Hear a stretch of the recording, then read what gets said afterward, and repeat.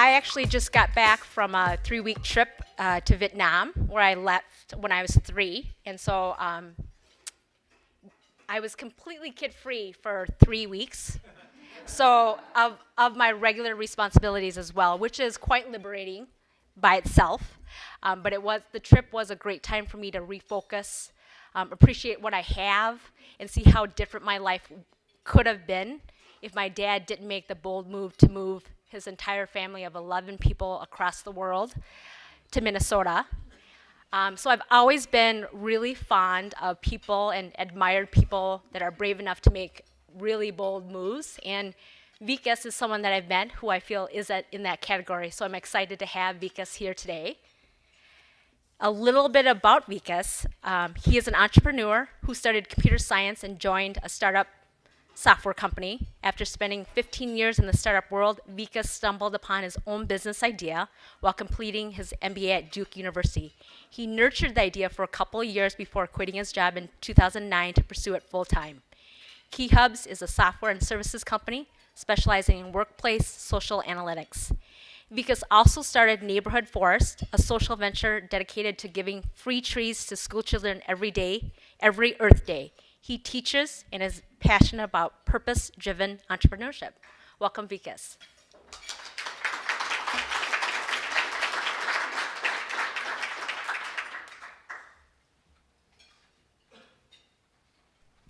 Well, thank you so much, Chum. What a nice introduction. It's great to be here. Hello, everybody. It's great to be back at Club E. I want to thank Rick for inviting me. When I was just getting started 6 years ago or so, Rick took a chance on me and invited me to speak at Club E in Minneapolis. That was like my first big talk.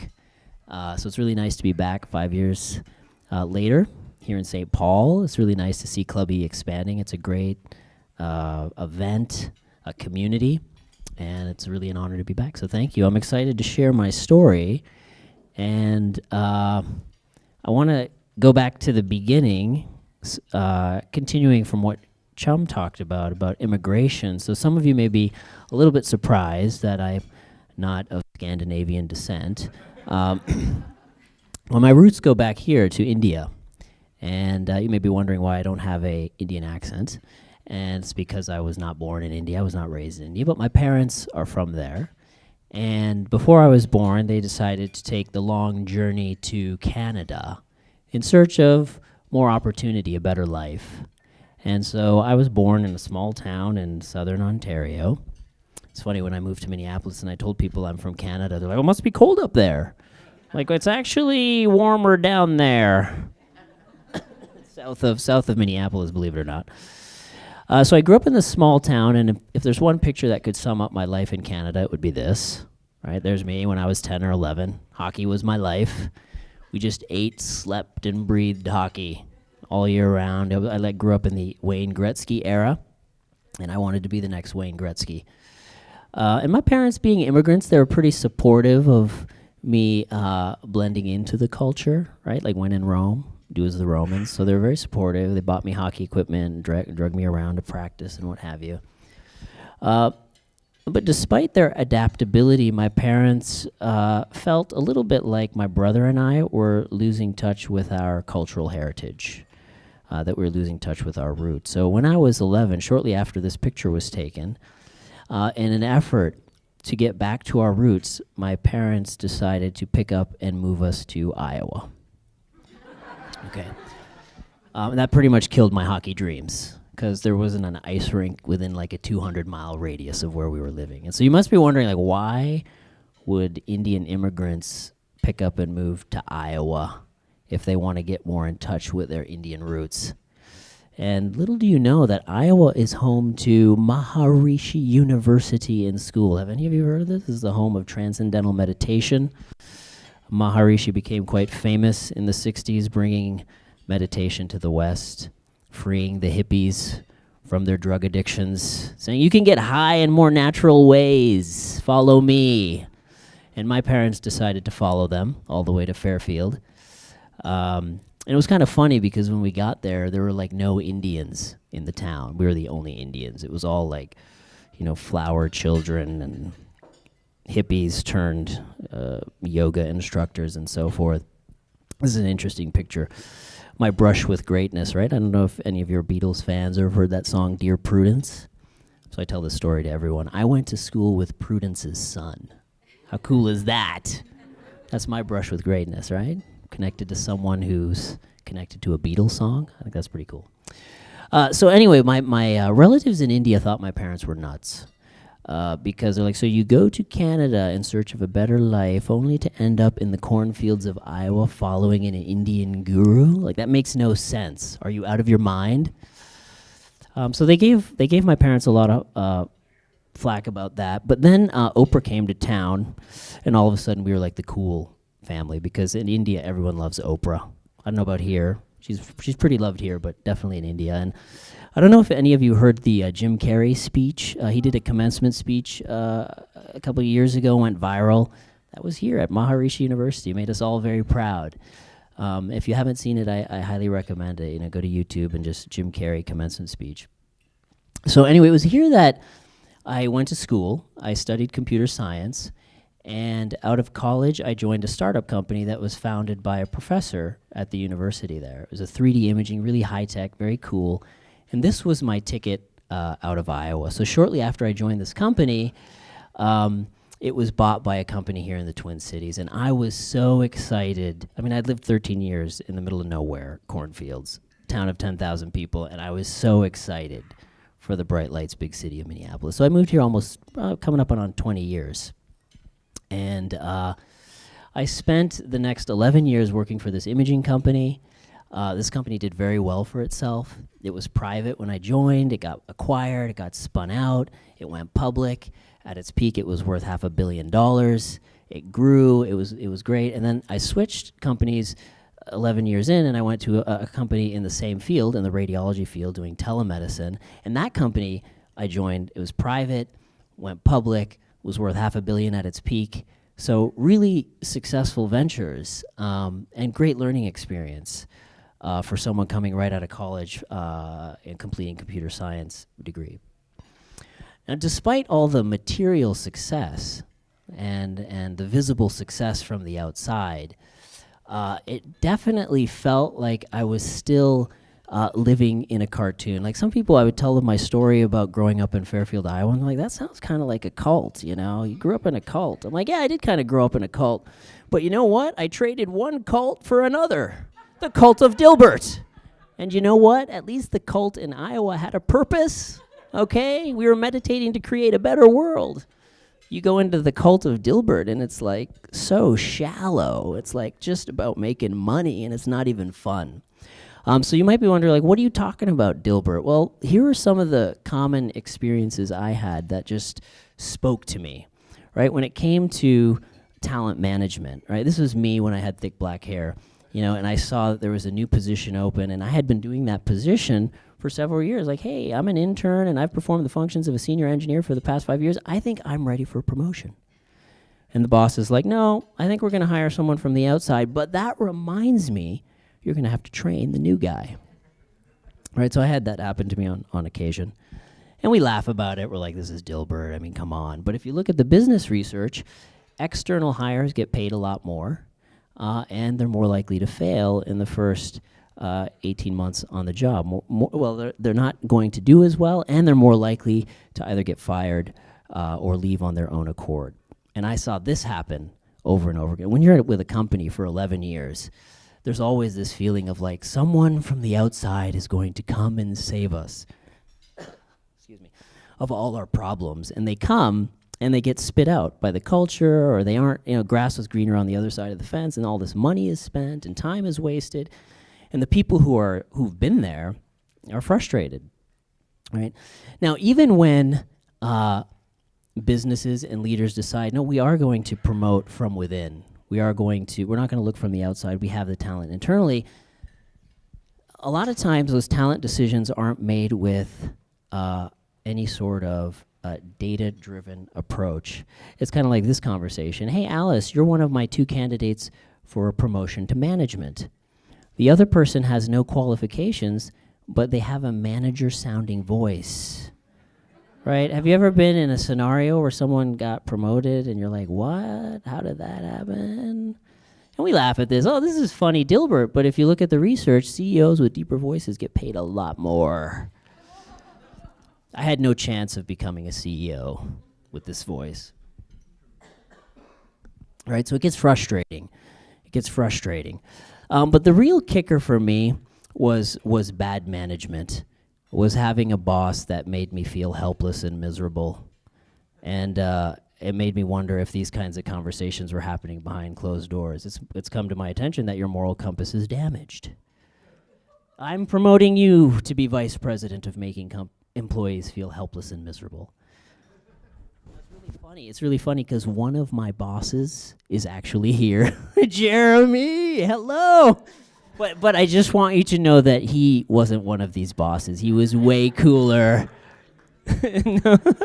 No, I'm not here because of Jeremy. Jeremy was great. But anyway, this was tough. And if you look at the research, most people leave their bosses, not their companies. We all know what it's like to have a manager that doesn't appreciate us or see our value. And let me just say, I was not a perfect employee. I'm surprised I held a job for as long as I did, to be quite honest. So I was by no means perfect. I'm sure my bosses had good reason to get on me for certain things. But either way, it didn't feel good. And I worked for 2 companies in my career, and I left both of them because of a bad boss or not feeling appreciated. So I was really a poster child for that research. Now, if you look at some of the legendary books on how do you go from being a good to great company, so much of it has to do with getting the right people on the bus in the right seats. And so it's a very simple idea, like how hard can that be? But in my experience of working in the corporate world for 15 years, it seemed like it was quite a feat, like it rarely happened.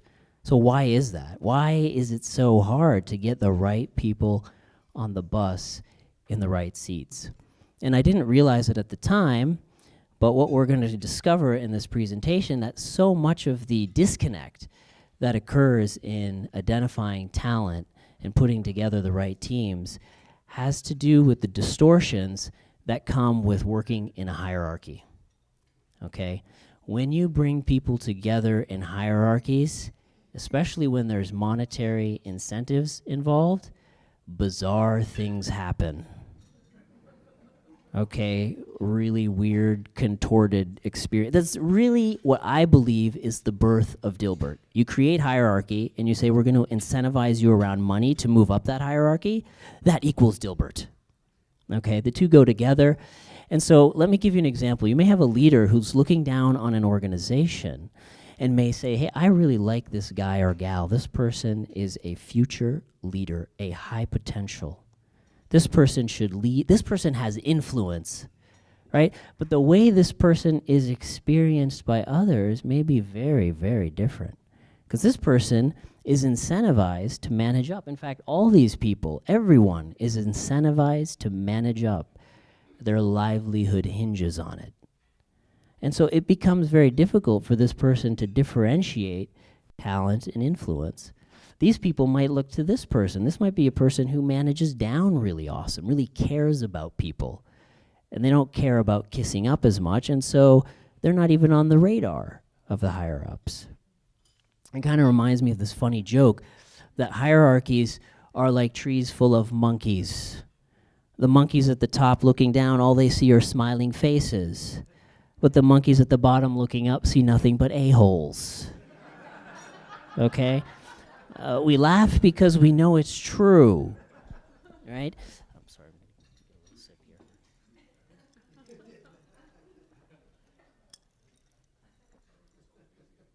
Right, it's funny. It's not funny when you're in it, but it's funny when you're out of it. I can laugh and joke about it all day long now. All right, and so it gives rise to this kind of thing, right? We've all seen this, the hierarchical. How's your project coming? This is water cooler talk. Oh, it's a steaming pile of failure. It's like 15 drunken monkeys with a jigsaw puzzle. We love venting when we work in Dilbert world. Venting is our coping mechanism. But then the boss comes, hey, how's your project coming along? Awesome, fine. Because they're incentivized to say everything's great. And then the leaders are like, hey, how come nothing's getting done around here? Because you have no clue what's really going on. and no one will tell you because it's not in their best interest to tell you. This is this is prevalent everywhere in hierarchies everywhere. And so my mission now is really to put a little dent in Dilbert by educating leaders and businesses about the power of informal influence, which we're going to talk about. So a point came in my career when I was in that second company. This was back in 2006, and I became a manager for the first time, and I was frightened, terrified. Like, the last thing I want to do is become a Dilbert-type manager. And I decided that maybe I should get some formal management training, and I decided to go back to business school. And I went reluctantly, because like Jeremy and many other of my prior bosses, they went to fancy business schools. I'm like, I don't want to get indoctrinated into the Dilbert way. But fortunately, that wasn't the case. I was introduced to a lot of really cool, forward-thinking concepts, and one of them was this idea that work actually doesn't get done in hierarchical ways. It gets done through relationship, human connection, trust, friendship. That made a lot of sense to me because I saw that happening in the workplace all the time. The CEO actually didn't always have the most power. It was these two VPs that were colluding together, and the CEO had no idea this was happening. People from the lower levels could see it, and I'm like, yeah, that's about relationship. And so for me, it was like the clouds parted and the light came and the angels were singing. It was like a day like this, you know. Oh.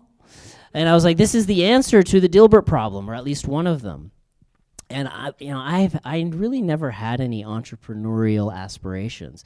I was pretty content working for a couple startups and, go and do my day job or whatever. I never really thought one day I'll go out on my own. But this idea I was enamored with, and still didn't have any entrepreneurial aspiration. I just wanted to apply the concept where I was working at the time, and I wanted to show my boss and others that I was learning something useful in business school. And being a software guy, I went out online, looked for some tools. I talked to my professor. I did some Googling, and I got really frustrated because most of the tools were not really catered towards business people. A very archaic, strange software that was targeted more for academics, and I was looking for something cool and slick like this. And when I didn't find it, that's when I was like, okay, maybe I should create something. And I socialized the idea with one of my classmates, and we started a Hobify around the idea. We launched it in June of 2008, initially as a software-only product, and then we morphed, and like I said, like Chum said, in 2009, I made the leap, and here we are. And so what I want to do is talk a little bit about the story and show you some examples of work we've done that really reinforces this idea about what hierarchies do to individuals, what it does to organizations. And I'm not saying throw out hierarchy, but to realize that there's so much more happening underneath that hierarchy, and if you don't know what is going on, you're really going to be operating somewhat in the dark. So what's really cool is the Key Hubs idea just started with this seed of a thought. Like, wow, that's a really cool concept. And it wasn't until a year later that I decided to do something about it. So 12 months of this idea gnawing me on the back, like, hey, what about that Key Hubs thing? Hey, I was pushing it away. I'm like, I can't, I gotta finish school. I've got a family. I can't spend time working on this other crazy idea. But I'm really glad I didn't give up on the idea. I'm really glad that wherever that idea came from, that it continued to haunt me, because I wouldn't be here otherwise with all of you, having the time of my life. So I socialized the concept. We built a very cheap prototype. We socialized it with some of our classmates, with my teacher. We got some positive feedback, and then we launched. Again, this thing was a little seedling. I remember we got a sale shortly after we launched for $99, and then we made a total of $399 our first year. That was our revenue. I'm like, this is a total fail. We will never make money at this. I just wasted tens of thousands of software development dollars working on this dumb idea, right? But then something magical happened. We just left it out there. I hadn't quit my job yet. And one of my 3 customers called me out of the blue and said, hey, we really like your software, but we could use some consulting help around what you've built. Like, can you administer this? Can you help interpret it? And I was like, yeah, I never done it before, but I can try, right? And so we pivoted, and we found that we could get more out of our software and service by offering it as a consulting project. And so these first 4 years are what I would call the hobby phase of my business. And I know a lot of VCs and business people who invest in companies will sort of use the hobby word in a condescending way, like, oh, you just got a hobby, right? But I actually think that hobbies are the most potent ways for creating ventures of lasting value, because you end up doing it, you start doing it for the love and the love alone. And that's what I was doing. I wasn't making any money. I generated $99 in revenue, but I kept at it because it was interesting to me. And to me, it was a potential escape door from a Dilbert hell. And I'm really glad I stuck with it, because these 4 years laid the groundwork for what was going to happen next. And that thing that happened next was what I would call the leap of faith. So in 2010, I ended up getting this boss who I couldn't stand. It wasn't Jeremy. Jeremy's not, that's not who it was. I love this guy, I do. But I got this boss, and I was so upset. I was so angry. It was Halloween night, 2009. Luckily, we had some cash in the bank from a refinance and some stock options from the company I was working with. So I was feeling more courageous, and I came home and I told my wife, I'm like, I am not going back to work. I cannot work for that guy. I'm done. And she's like, well, we have some money in the bank. Why don't you just quit? I'm like, really? Are you serious, honey? Because you don't work, and we've got 2 kids and a mortgage. She's like, well, we got 6-7 month runway. Why don't you quit? You'll find another job. And so I quit. I wrote this. It was the most wonderful feeling in the world to write my boss. I mean, I wanted to like use some really strong words, but my wife talked me out of it. But I sent my resignation. I went in on Monday, and I felt like a free man. I felt like a liberated man. I felt like an empowered man. And then that night, I came home and realized what I had done. It was 2009. Remember 2009? It was kind of a deep recession. I'm like, oh no, what if I don't find another job? And geez, what did I just do? 6 figures, ew. And then something miraculous happened. My wife had been praying about this idea all day while I was at work, enjoying my resignation. And she had this thought of like, well, you've got this hobby that's bringing in about, I don't know, $3,000 a year in revenue. Maybe you should work on that. And she came in seeing me freaked out on the bed late Monday night. And she's like, I've been thinking, why don't you pursue your hobby? You got 7 months, see what can happen. How's that for cultural heritage, huh? My parents would be proud. So this is my wife. That's when we got married. But so I really owe it to my wife. She had the vision and the courage, and she said, just go for it. And that's when we did the leap of faith together. And I am so thankful to her, so grateful, because it really just changed my life on so many levels. And so from there, we got traction, momentum, and so it's been growing like a tree, and it's really rewarding. It's went perfectly according to plan. No, not really. This is really the reality of the journey. It's a freaking roller coaster. But I wouldn't trade it for anything. I love the entrepreneurial journey and what it does to people and what it's done to me, and I love it so much that I write about it, I speak about it. And I teach now at MCTC. I teach purpose-driven entrepreneurship 1 night a week, do it just purely for the love of it. And it's the most meaningful, purposeful work I have ever done in my life. And I plan to continue doing it for the rest of my life. So for any of you who are aspiring to become entrepreneurs, I highly recommend it. Hobify, nurture your passion, listen to those ideas that are haunting you.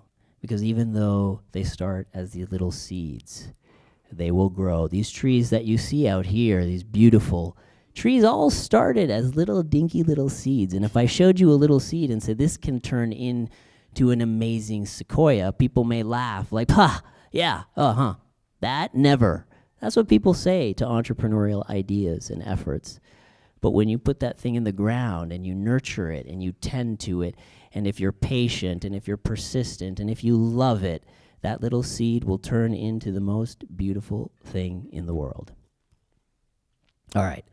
So when I embarked on this journey, I started knocking on doors. Like anyone who would meet me or talk to me or get me to, would welcome me to get up in front and talk with folks, I'd say, hey, this is what you're used to, a formal hierarchy. But, if you ask these people things like, who do you trust? Or who do you like to hang out with? Or who fills you up and gives you energy? And if you take those responses and you map them out, you end up with a totally different picture. It's not like a hierarchy at all. It's a network, a dynamic network that can tell you a lot about what's really going on in your organization. You may find that people low in the hierarchy actually have a tremendous amount of influence that you had no idea about.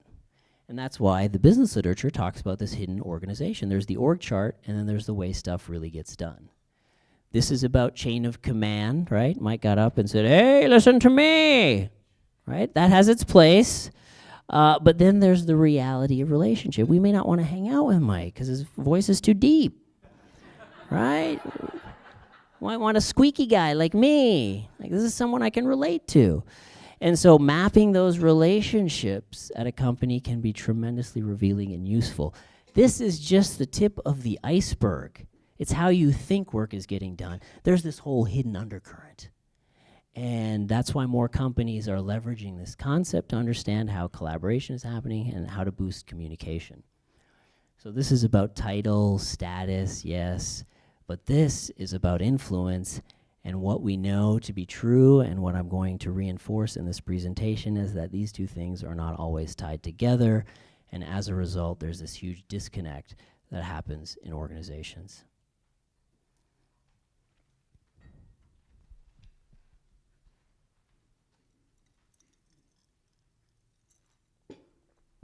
So, let's talk about the power of influence, right?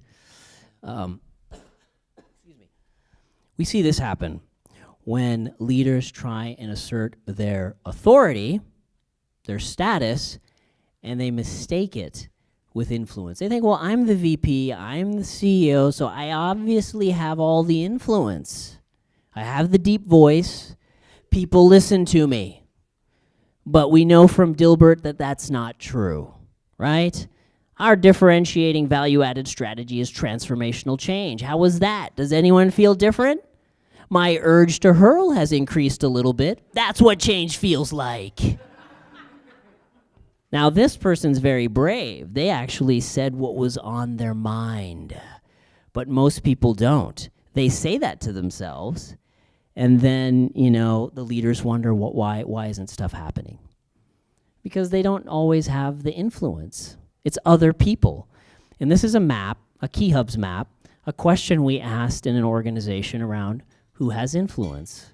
Who do you look to when you're trying to get advice on something? We map that out using the software we've developed, and these numbers represent different people's names, and their response to that question is represented by different arrows. So employee 17 picked employee 20, employee 17 picked 40, but a lot of people picked 37, 16, 36. They are key influential hubs. Now, if we take this network and we overlay it on the formal hierarchy, actually, before I do that, what I want to say is that what often happens in these networks is that a few influence the many. There's very much an 80-20 rule at play in human networks, okay? Any network, it doesn't matter which network, it's a principle of networks, whether they're biological or computer or human networks, a few influence the many. So while this looks like a complicated hairball that's difficult to understand, using technology and visuals, you can see that most of the influence here is being brokered by just 3 people. And if we look at where these folks are in the hierarchy, they're not necessarily at the top. And what tends to happen in hierarchies is that the leaders at the top want to drive change and initiatives down through the hierarchy, the chain of command. But if you have an informal relationship dynamic that looks like this, and if these folks, and if the leaders have no idea that this is what it looks like, which oftentimes they do not, and if these folks aren't bought in, if they don't like leadership or they don't like the initiative, how successful is that initiative going to be? A lot of these major change initiatives end up falling flat, something like 70%. M&As, these are fraught with failure. How much of it has to do with the fact that leaders don't understand this underlying relationship dynamic? And what if you do know it? What if you have this ahead of making some kind of business decision? How might that inform your strategy? What if you engage these folks early on? What if they had a seat at the table? What if you got them bought in? What if you engage them as ambassadors? Maybe your strategy and your initiative could happen more organically through natural relationship, through human-to-human connection, which we know is so much more potent than a hierarchical relationship. The other interesting thing about networks and relationships is in the last few years, with the onset of things like social media, we know that stuff can spread like wildfire. It's really easy for things to be shared now with LinkedIn and Facebook and Twitter. And it's not that things can also be shared in a viral fashion. Some of the latest research around networks suggest that even emotions, how much you weigh ideas, behaviors, these can spread through social networks in contagious fashion, up to 3 degrees of separation. And I think that we all know this to be true. If you're feeling happy or you're with someone who's bright and positive, it has a positive effect on you. And what this research will tell you is that then that goes on to have a positive effect on your friends and your friends' friends.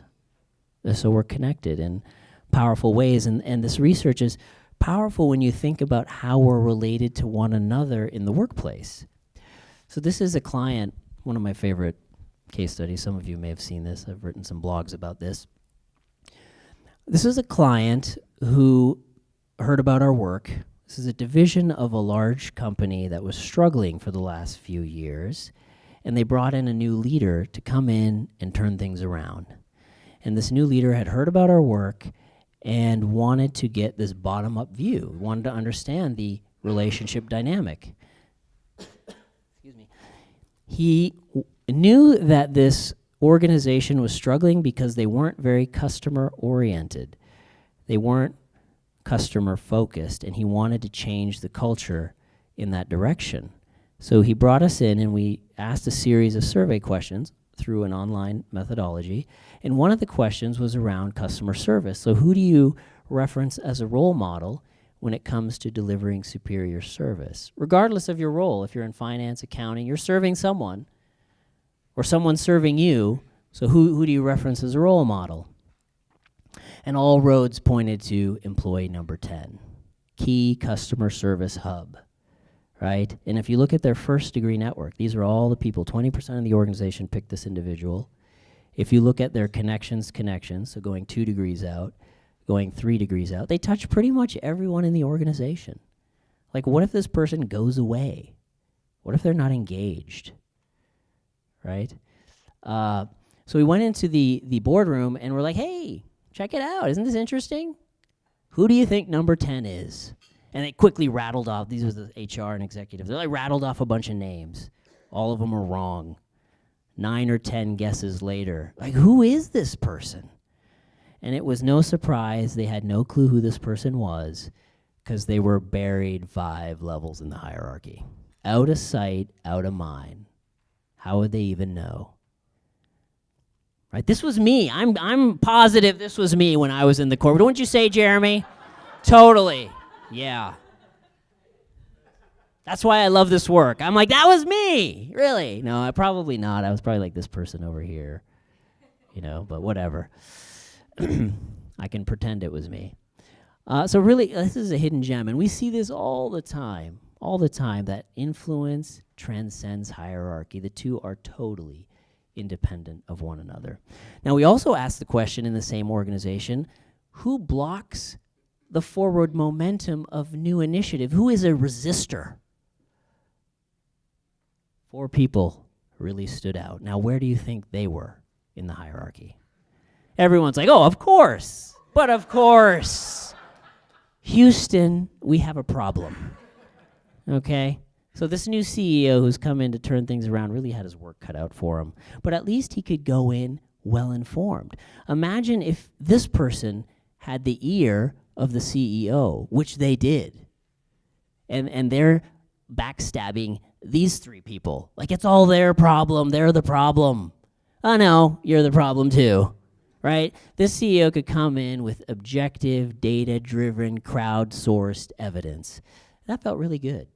That was sort of my cathartic, therapeutic journey. It's like, okay, even though I lived through this for many years, I now have the ability to help others avoid some of those pitfalls.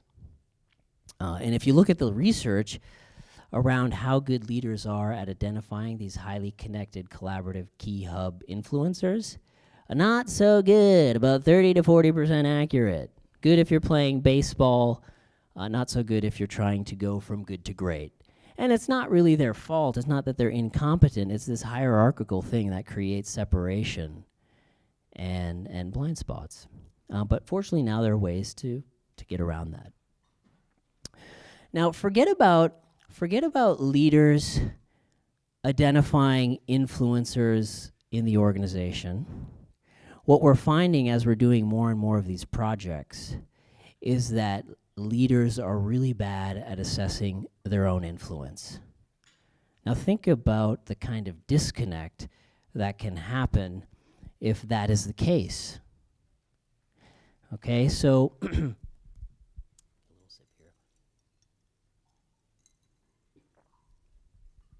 So one of the things we've started to do in the last couple years is before we reveal any of the results to the leadership team, we'll sit them down one-on-one and we'll say, okay, we asked a series of questions in your organization, like in this case, who do people go to for leadership directive? Who do people go to find out what's happening?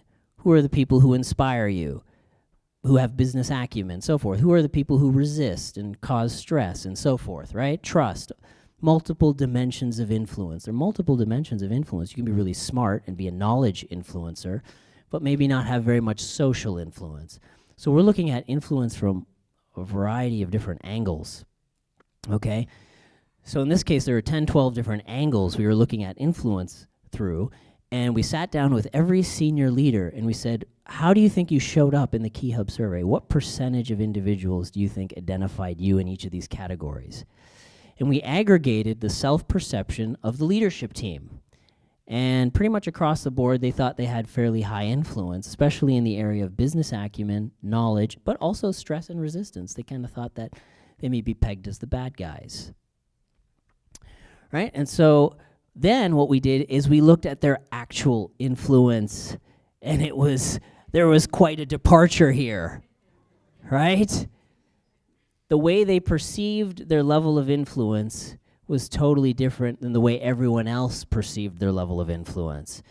And so it's no wonder that stuff is so dysfunctional, because the leaders are like, I have the title, I got the big salary, and so when I get up and they hear my deep voice, everybody listens.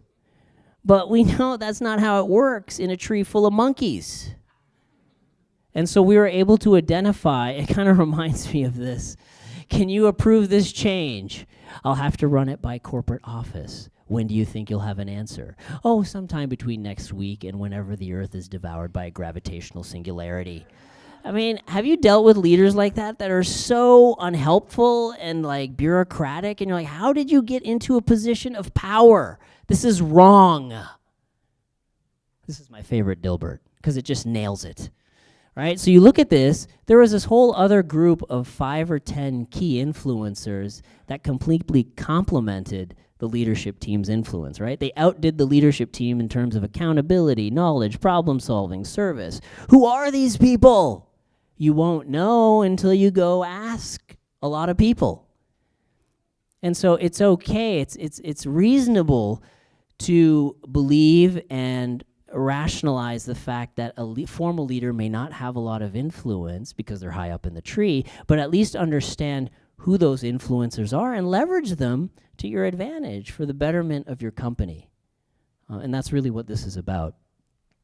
The nice thing we can do is we can use this technique to help individuals, leaders, managers, individual contributors understand what their influence actually is. Because the reality, as we've went into this work, is that people are really bad at assessing their own influence, right? You can figure out your Myers-Briggs because you're assessing yourself. But what do others think of you? It's kind of a new way of doing a 360 by casting a wide net on the whole organization. So here's an individual we sat down with, and we said, what do you think your influence is, given that we did this Key Hubs evaluation? And they thought they had kind of a low to moderate, stressing people out, mentorship, a little high on challenging the status quo. Yeah, I do that sometimes. And this is where I'd like to be in a year, year and a half. I'd like to become more of a mentor and more of a change agent, be more trustworthy. Awesome, great. Well, here's your actual profile. It's totally different. You're a massive influencer and you had no idea. So this is something we find very often, that both the positive and negative influencers have no idea they're positive and negative influencers. But imagine if they did know.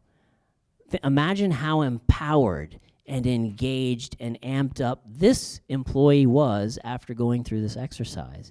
They're like, wow, I'm a change agent. I'm an innovator. Yeah. Totally changed their orientation to their work, right? On the flip side, here's someone who thought they had low to moderate influence. Yeah, I'd like to have a little more trust. They were stressing a lot of people out and had no clue. This was like Minnesota nice culture, where you're really annoying me, but I'm going to smile and be nice. So they had no idea that they were stressing people out. Once you go through this process, now it's like putting a mirror up. Now you can, take the little salad out of the teeth and do something. And this person decided to do something about their negative influence. We came back to this organization 18 months later and reassessed, and lo and behold, their influence had changed significantly. So you can measure change over time. People can change their influence, especially when they know how they're actually showing up, whether it be positive or negative. So this is also very rewarding. And this is really the beginnings of changing culture, because all culture is an aggregate of individuals showing up at work. And if you can change negative influences in a positive direction and do that for enough individuals, that culture is going to change dramatically, and we know that's going to change all kinds of other things in positive ways. So just to reiterate, the hierarchy has its place. There are some organizations that are experimenting with new ways of managing people that don't necessarily involve a hierarchy, but hierarchy is probably not going to go anywhere.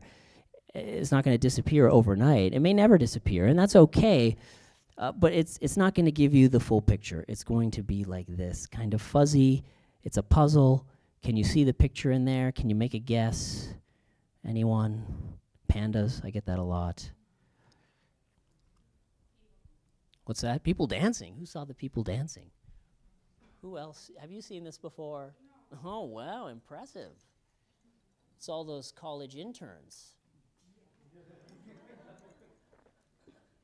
Anyone else see people dancing? I never saw people dancing either. Like, this is a load of crap. Well, there's actually people dancing. Look at that. Ooh. So when you understand the influence dynamic, you can act from a place of greater clarity. And with that clarity, make better decisions. Now, the question may come up, this comes up a lot, is what does it take to be this person, to be me? You know what I'm saying? No, I'm just kidding. But this person, like, how can I be more influential? Regardless of where you are in an organization, where you are in life, it's good to be a positive influencer. And so we've done a lot of observation and some of our own research, and there are 3 things that we believe can make you a better influencer in the world and in the workplace. The most fundamental is cultivate a genuine love for humanity, for your fellow human beings. And it has to be genuine. We have seen leaders at the highest levels in organizations be very positive influencers, big hubs. And what differentiates them is they care about people. They care about people. And they don't just care about the people above them. they care about the people beneath them, and not just immediately beneath them, all the way down to the lowest levels of the hierarchy. They go out and they get to know them as human beings. Okay? So think about the love, and what does that take? And then, are you helpful? Do you have a spirit of helpfulness just for the sake of being helpful? If you help other people, they will love you. And when you create that relationship of love, you will have influence. And you have to be positive in your approach to helpfulness. You can't just help and then backstab that person, or help and then be all like upset about the fact that you helped them. You have to want to help them and feel good about it. And there's a lot of darkness in the world. There's a lot of darkness in the workplace. If you have the ability to turn that darkness into something bright, to see the silver lining in the cloud, to turn a negative experience into a positive opportunity and spread that, you will be a magnet for humanity. That's influence. We've had the pleasure of working with a lot of great clients. We had some nice press. I'm happy to answer any questions. This has been a total joy. You can reach me here. I would love to hear from you. Thank you so much, Chum, for the invitation. Rick, again, it's a joy. And look forward to hanging around and answering any other questions or just connecting. It sounds like those people that you've identified are kind of just gems in the organization. Have they been promoted, or are you able to help? Yeah, we help clients think through that. Some of them may not want to be. Some of them like being influencers without the formal authority. Some of them have been like, yeah, I think I could try being a manager, and then they lose all their influence because they've moved up the tree. Some have moved and grown their circle. So different things happen depending on the circumstance and the individual. Leaders will make different decisions, and that's something we help our clients through. But last thing we want them to do is make any knee-jerk decisions based on this. And this isn't all, it's not an oracle to all information. It is a data point, a new way of looking at things. So we try and help our clients along depending on the situation. Yes? How do you determine if someone's being honest Oh, yes, people ask me this. Wendy, I have a question for you. If I ask you who your genuine hero is, yeah, are you going to tell me someone who's your genuine zero? No. Exactly, and question answered, right? So if we pose questions like, who fills you up? Who do you love? You think you're going to write down the person you hate? Now, you might put the boss down as a person, but in general, people of integrity, and most people have integrity, some level of it, are going to speak their truth. And that's what we get, aggregated truth. Other questions? There's one right here. Yes, how do you measure those three criteria? Caring for people, being positive. Well, we measure it through a series of different questions, right? Trust is one. We ask the question often in our surveys, who genuinely cares about you as an individual? Who is working in your best interest? Who do you feel comfortable sharing your personal feelings with? We ask a question often, who contributes to a positive and productive work environment? Who makes you feel good about coming to work every day? Oh, that's my favorite. Yes.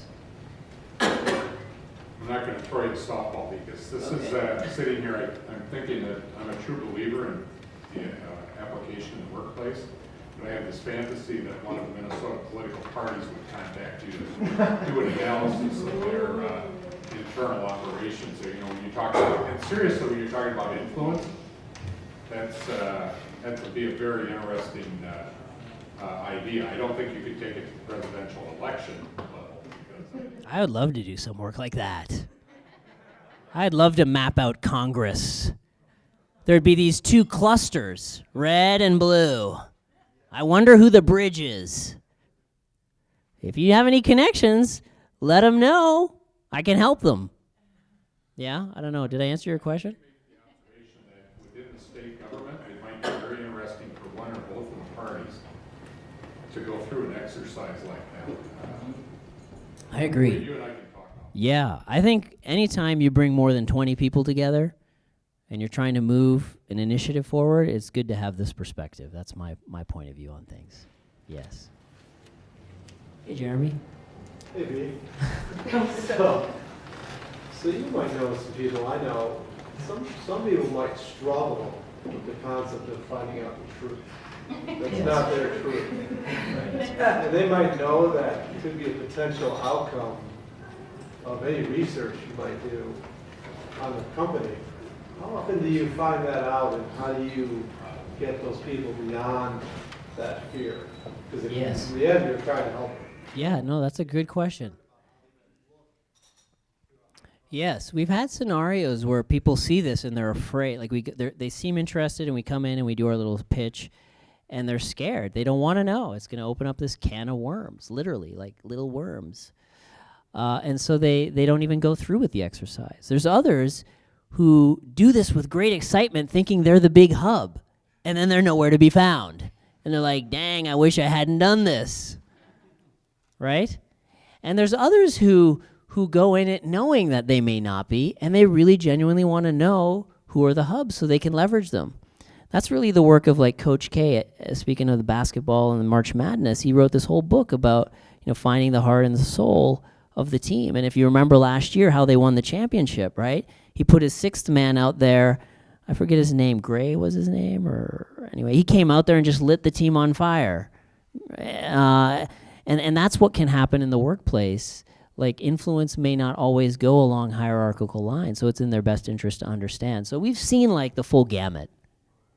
And we tend to only get hired by people who are very progressive and who want to take an honest look in the mirror. A lot of leaders aren't ready for that, but it'll change. It'll come. Soon this will be standard. Everyone will be doing it. Right? I mean, it may not be us doing it, but someone will be doing it, right? I mean, that's my hope, is that it'll be common like Myers-Briggs, right? Like, what's your influence profile look like? Thank you so much for sharing, Vikas.